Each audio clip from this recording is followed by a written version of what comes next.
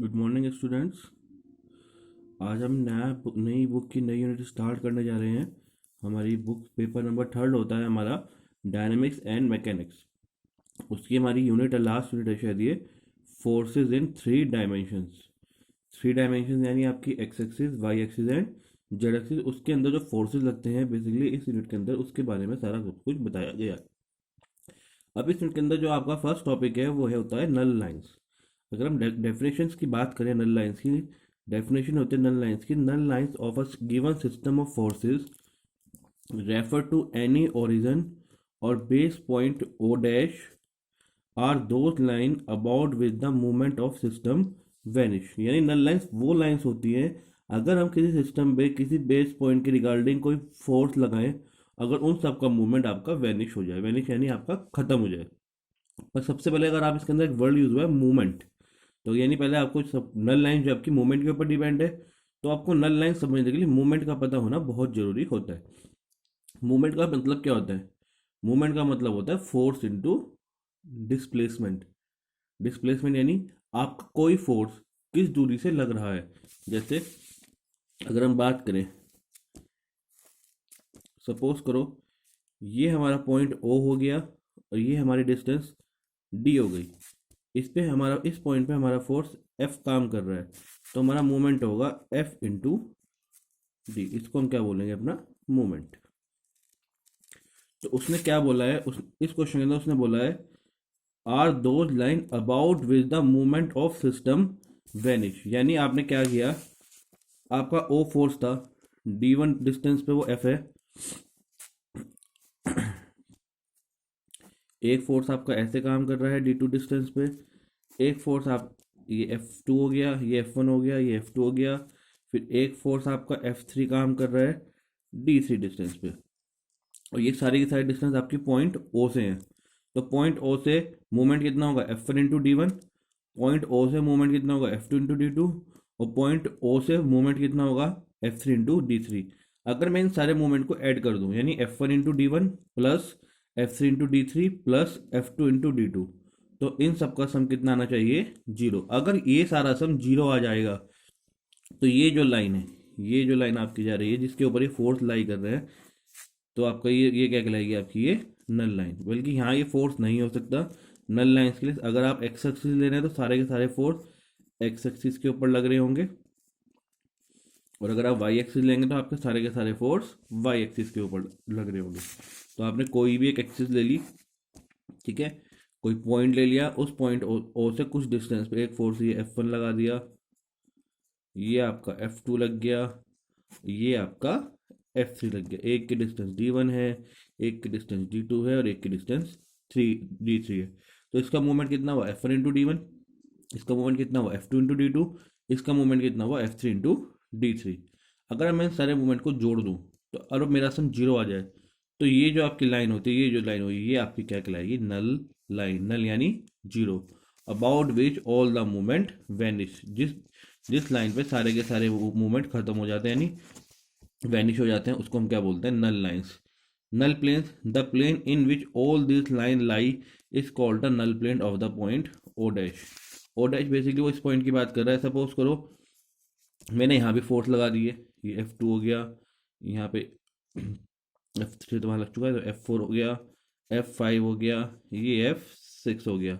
Distance D four है, इसकी distance D five है, इसकी डिस्टेंस डी सिक्स है। तो ये पूरा का पूरा प्लेन है, और इस पे सारे के सारे फोर्स भी आपके कितने हो गए? मूवमेंट कितना हो गया? इस पे भी आपका कितना हो गया? मूवमेंट जीरो हो गया। तो एक नल लाइन ये हो गई और एक नल लाइन आपकी ये हो गई।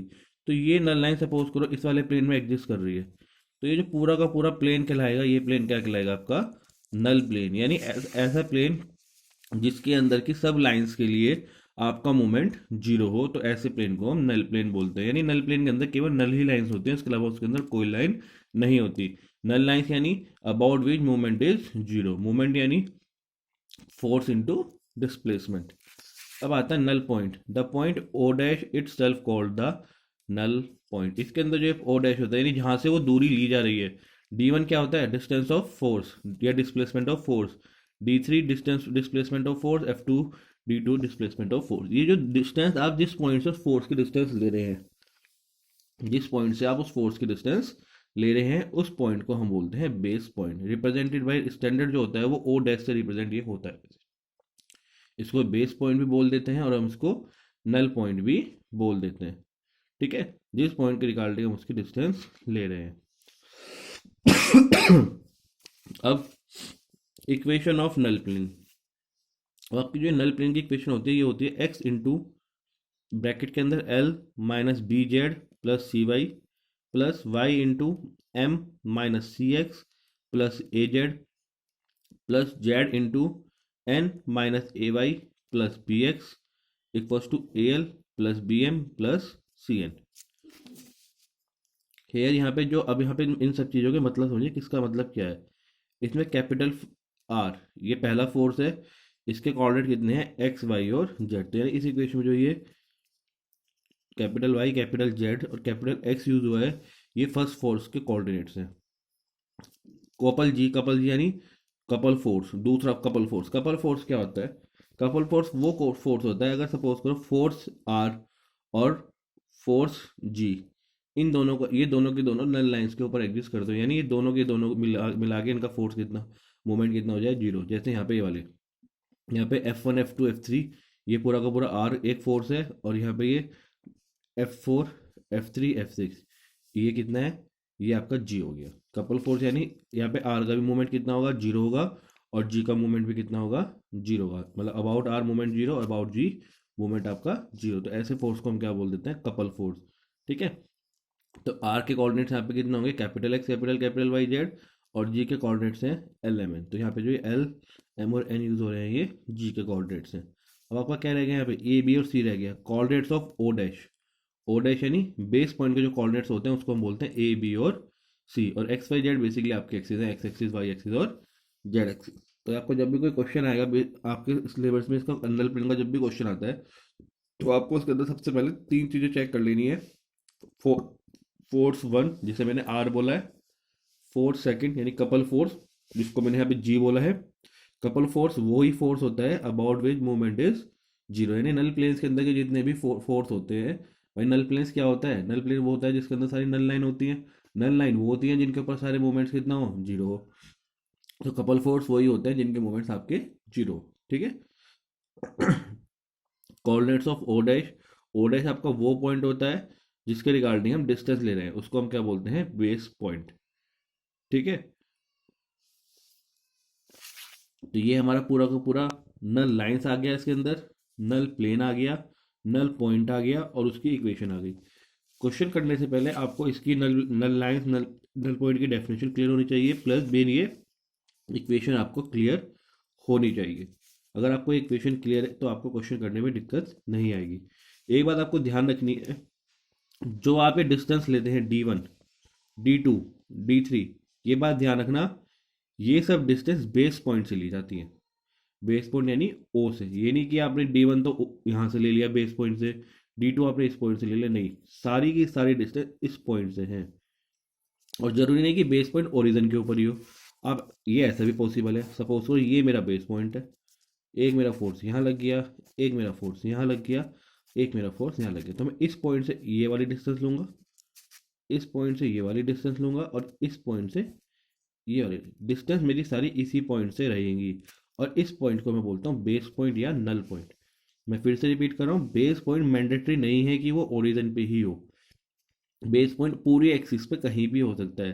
पूरी ये एक्स एक्सिस है, इस एक्सिस के एक्स एक्सिस के ऊपर आप कहीं भी अपने बेस पॉइंट को लोकेट कर सकते हैं। मतलब लोकेट करने का मतलब क्वेश्चन के अंदर बेस पॉइंट कहीं भी गिवन हो सकता है। बस कंडीशन वही है कि वो बेस पॉइंट जब ही कहलाएगा जब उस लाइन पे लगने वाले सारे के सारे मूवमेंट्स आपके जीरो हो। सबसे अच्छा एग्जांपल अगर हम बात करें, हम सब लोग अपने घर में गेट यूज़ करते हैं। जो गेट के कब्जे जो लगे होते हैं काबले लगे होते हैं वो मूवमेंट का सबसे अच्छा एग्जांपल है। उसमें क्या होता है जैसे हम गेट को आगे पीछे करते हैं आगे पीछे करते हैं वो हमारा मूवमेंट हो रहा होता है और वो सारा मूवमेंट उस गेट पे दो तीन कब्जे लगे हुए होते हैं। उन दोनों तीनों कब्जों के रिगार्डिंग वो मूवमेंट कितना होता है जीरो। अगर वो मूवमेंट जीरो ना हो तो वो गेट आपका गिर जाएगा। जो गेट वो टिका हुआ है वो इसी वजह से टिका हुआ है। अगर आप देखते हो गेट के अंदर बोल्ट टाइट हुए रहते हैं जो बोल्ट टाइट हुए रहते हैं वो इसी ऑर्डर में टाइट होते हैं कि अगर आप उसके रिगार्डिंग मूवमेंट चेक करेंगे वो सारा का सारा मूवमेंट कितना आएगा जीरो आएगा। अगर वो मोमेंट जीरो ना होता, यानी अगर वो चलने फिरने की कंडीशन में होता, तो अब वो गेट कभी बंद ही ना होता। ठीक है, तो नेक्स्ट लेक्चर में हम इसका न्यूमेरिकल डिस्कस करेंगे। Thank you.